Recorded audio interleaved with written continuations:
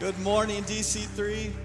So excited to be with you today, continuing in our influencers series. And some of you are like, who is this guy? Well, we're in the middle of our influencers message series, and Pastor Eddie a couple weeks ago talked about the ultimate influencer, and his name is, of course, Jesus, and how he came for those caught in the act, for those who are thieves, for the religious, and even the nitwits like me. And then last week, Pastor Steve reminded us the powerful influence that our circle of friends have on us and the importance of surrounding ourselves with friendships that will lead us closer to the Lord. So we talked.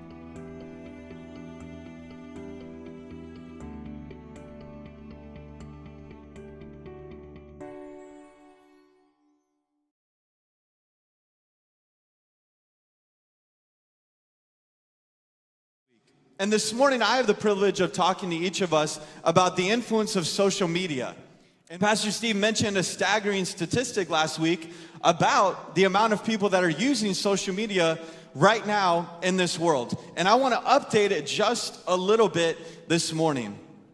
As of July 2022, okay, so just last month, this study came out, 4.7 billion people use social media on a regular basis. And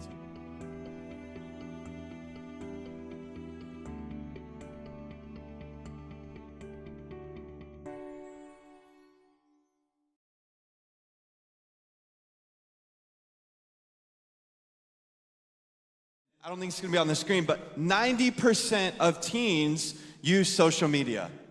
90%. It's huge. But teens spend up to 9 hours each day on some sort of screen. So teenagers, how social media is affecting them, there's some positive, but some positive ones, okay? It helps them stay connected to friends, okay? Especially those that are far away. Stay connected with them. They can also meet new friends with shared interests. Okay, so let's say they love basketball. They can go online, positive thing.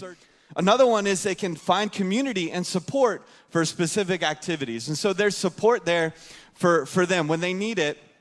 And sometimes that can be a really positive thing.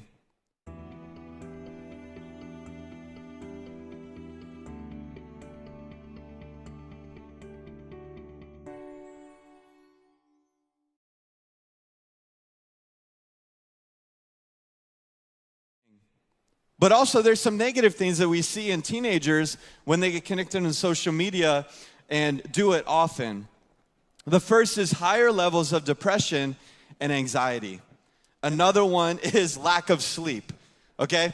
And this is pretty common also in teenagers. If they spend too much time on social media, they're tired. The next thing, last one, a negative one, is lack of social skills.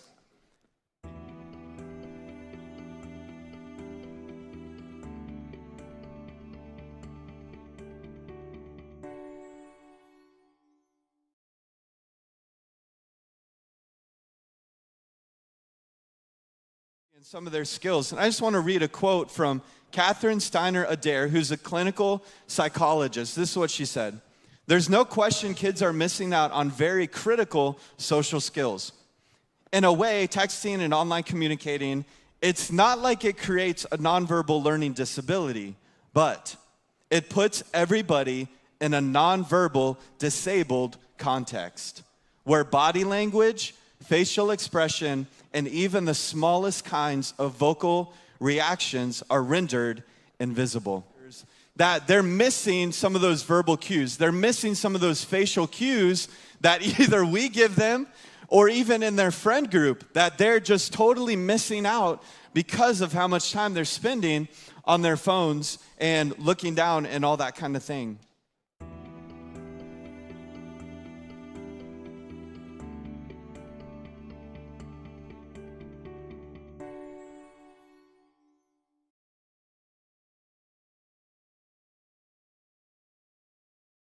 So here they are, some steps that we as parents can help take, encourage, or grandparents, okay, as well, to help kind of limit some of these negative effects, okay? The first is set reasonable limits.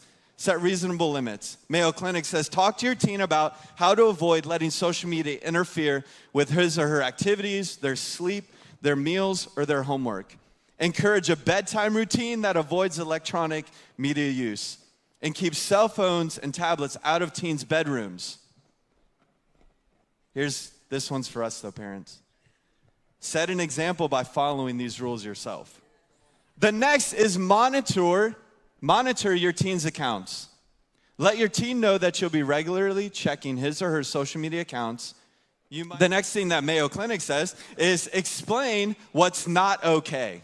Explain what's not okay. Discourage your teen from gossiping, spreading rumors, bullying, or damaging someone's reputation online or otherwise. The next is encourage face-to-face contact with friends. Encourage face-to-face contact with friends. We need that now more than ever in this day and age. So encourage that. And finally, talk about social media. Talk about your own social media habits. Ask your teen how he or she is using social media and how it makes him or her feel. Remind your teen that social media is full of unrealistic images. Is that we as adults are affected in very similar ways by social media. Just think about the last time that you were on social media and you were kind of scrolling and you saw everyone on vacation. And you know what? You just didn't have the money for vacation this year.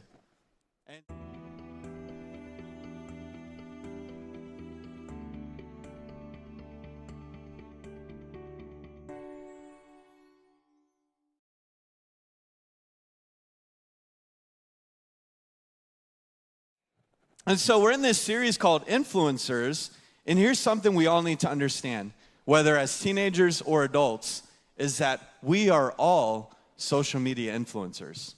Lots of people see the way that you think, the way that you act, and the way that you talk, for good or for bad, as we're reading it. So Romans 12, verse 3, and I'm reading today out of the New Living Translation, so it might look a little bit different from what you have.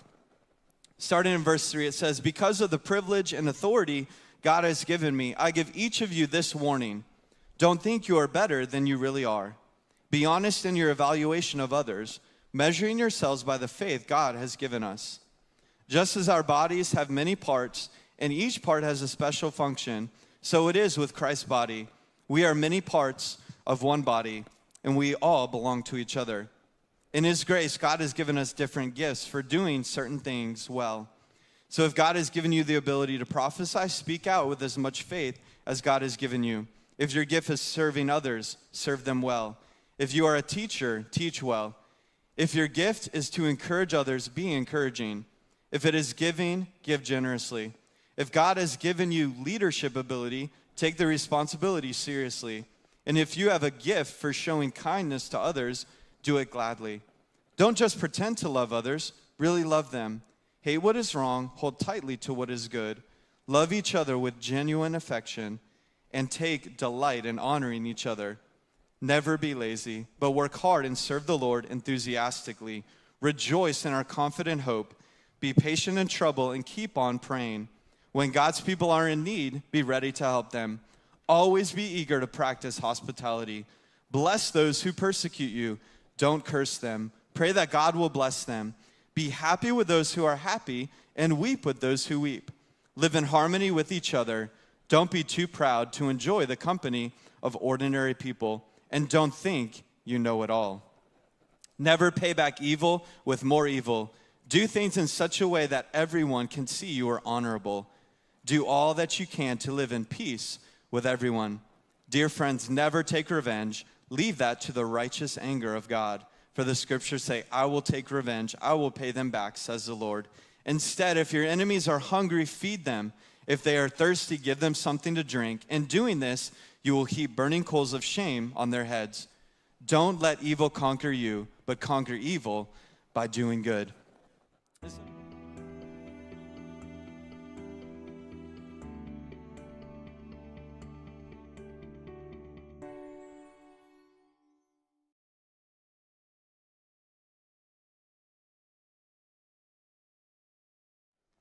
Social media promises relationship without relationship promises. Things like